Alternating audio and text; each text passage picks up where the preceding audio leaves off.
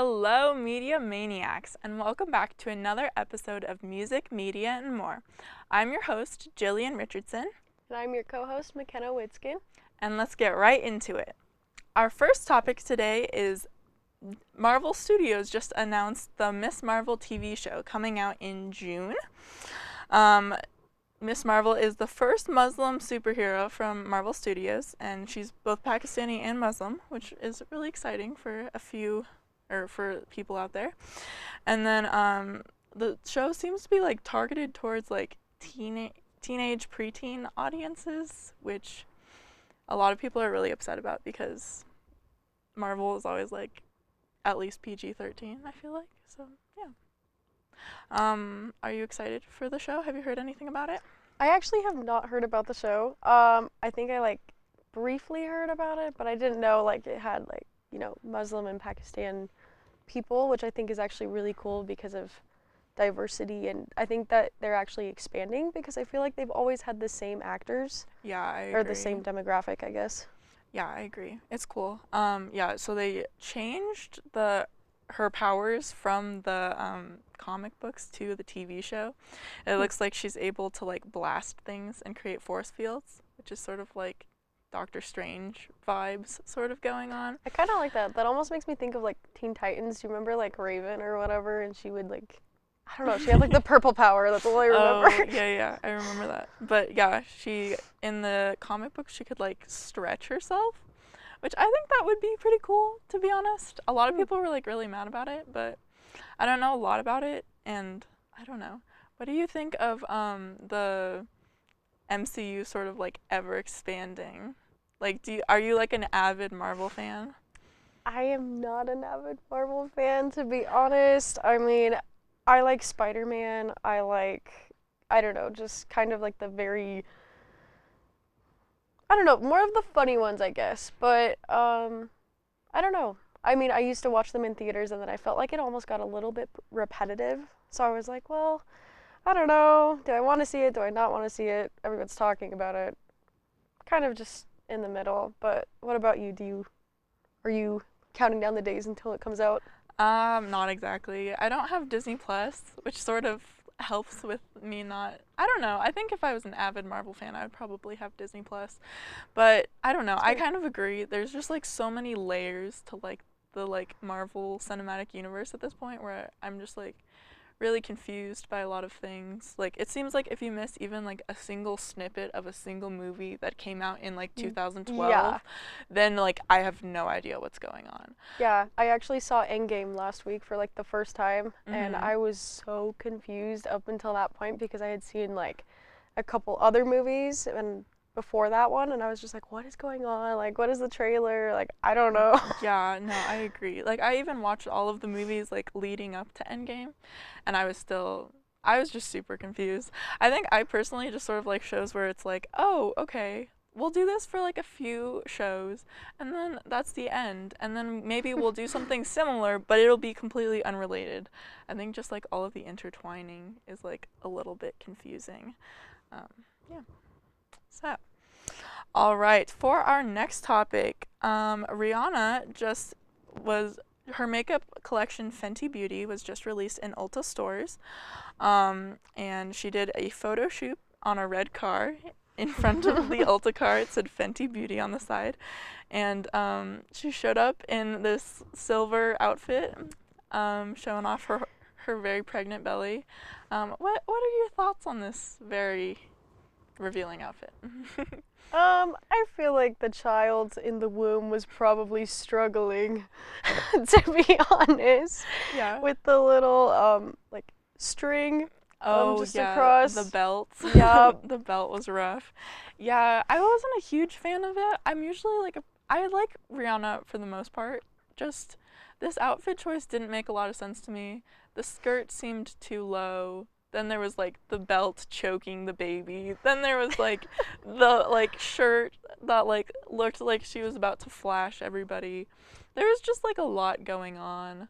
But I mean, honestly, she's Rihanna. She's kind of she can do whatever she wants. She is but iconic. it's gonna be a no for me, personally. Yeah, I agree. Yeah, we do know her baby is about to be the most beautiful baby in the entire world. Her and ASAP Rocky, you know that it's gonna be a pretty baby. Oh yeah. Yeah. Are you a big fan of like Rihanna in general? Like, do you like her music? I do. I think one of the earliest memories of Rihanna that I have was like Just Dance, when they had like Oh yeah. all the songs on the Wii, and you like got to do the or all the dance moves to all of it. Yeah. So I think that's like the first thing I remember from Rihanna, and so it was just kind of like she's in everything. I agree. Yeah, she's sort of like everywhere in everything. And yeah, I know that everybody's really disappointed because she hasn't come out with an album since like 2016.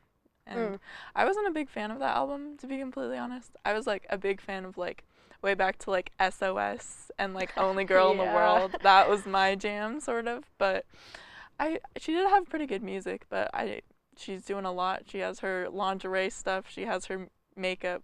She's doing a lot. So. Yeah. She's a multitasking woman. Yeah, good for her.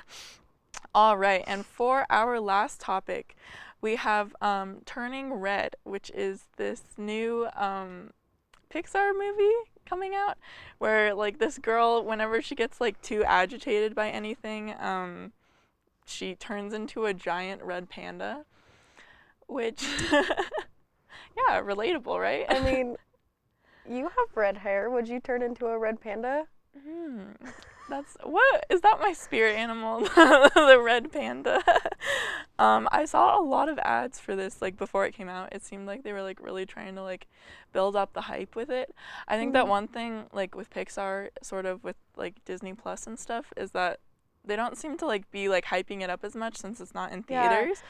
So it's more like an underground release almost. Yeah, I was gonna say I didn't even see the trailer or like honestly hear about it much until not too long ago when like my little nieces and nephews were watching it. So I think like they could have really made it bigger, I guess, because I feel like Disney's always coming up with all these like random ideas, and then I think it would have just been like, I don't know, almost better if they would have just been like, boom, here it is. Yeah, I agree. It was just, yeah, it was weird. They didn't seem to like flow. You remember when Luca was released this summer? Do you remember that movie? Exactly. Like it was another Pixar movie that like nobody really like was told about at all. But do you think that you'll be watching Turning Red?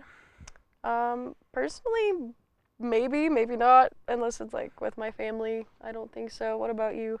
I kind of have a sweet spot for some kids movies still, I'm not gonna lie. I worked at a daycare for a while, and so I vibe with some kids movies, so I probably will watch it. I don't know if it'll be like super soon, but yeah, that'll be good. All right, and for our throwback of the week, Ice Age, it's 20 years old as of recently, which makes me feel like actually ancient. It's kind of crazy.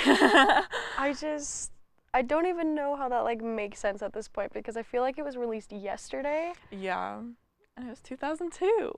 That's just crazy. Yeah, I agree. I think like I've watched Ice Age like somewhat recently, and the CGI like special effects of it is like, well, not like CGI I guess, but like the animation style of it is like, wow, that's really old, and you can like really tell that like that's what you do with like old movies. You're always like, oh my gosh, did I used to watch this as a kid, because it has changed so much. Yeah, and you used to think it was like super good and everything like that. Now you're like, wow. I think about that with Shrek too. No shade to Shrek, but you can tell that it came out in like 2001. Yeah. Yep, the times have changed. All right, and for our TikTok of the week, we have a little throwback to the Reading Rainbow song. Butterfly in the sky, I can go twice as high. Take a look, it's in a book, a reading. Butterfly in the sky, I can go twice as high. Take a look, it's in a book, a reading rainbow.